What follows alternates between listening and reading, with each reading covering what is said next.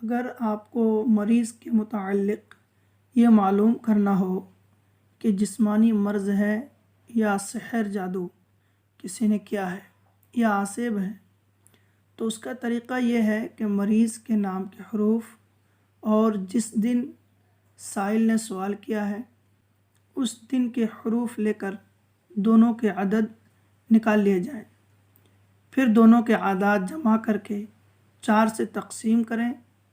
اگر 3 باقی رہیں تو خلل عاصب ہے، اور اگر 2 باقی رہے تو مرض جسمانی ہے۔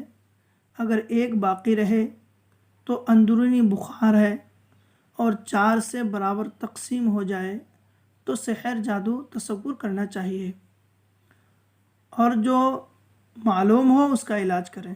مثلا کسی نے اگر شنبہ یعنی سنیچر کے دن سوال کیا کہ میرا بھائی جس کا نام احمد ہے اس کو کیا مرض ہے، تو آپ سب سے پہلے شنبہ کے عدد نکالیں گے۔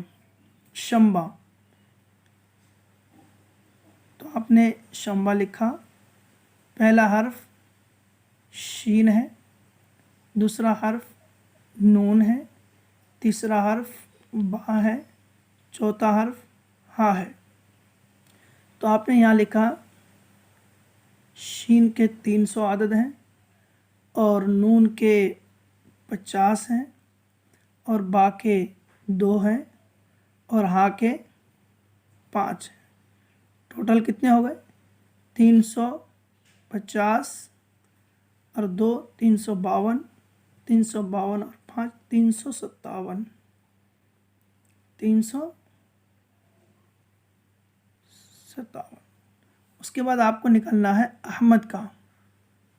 احمد، الف ہا میم دال۔ الف کے کتنے ہیں؟ 1، اور ہا کے کتنے ہیں؟ ہا کے ہو جاتے ہیں 8، میم کے 40 اور دال کے 4۔ اب کیا کریں گے؟ 1 اور 8 9، 9 اور 4 13، 13 اور 40 53۔ اب کیا کریں گے؟ 357 اور 53 یہ ملا لیں گے۔ 7 اور 3 10 کا 0 سے لگا 1، 6 اور 5 11 کا 1 اور 1 4، 410۔ اب کیا کریں گے؟ آپ اس 410 کو آپ 4 سے تقسیم کریں گے۔ 410 تقسیم 4 سے کیا آپ نے، تو تقسیم اس طرح سے ہوتا ہے 4 1 4 ختم، ادھر 1 اتارا آپ نے، چونکہ 4 1 تقسیم نہیں ہوگا لہٰذا یہاں پر آپ 0 دیں گے، پھر اس 0 کو یہاں اتاریں گے، اس کے بعد 4 دونے 8 کریں گے، 10 میں 8 چلا گیا 2 بچے گا، لہٰذا یہ بچا 2۔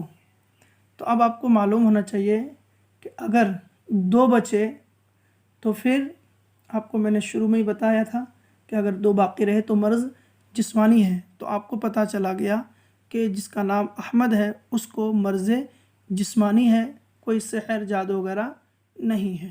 واللہ عالم بالصواب۔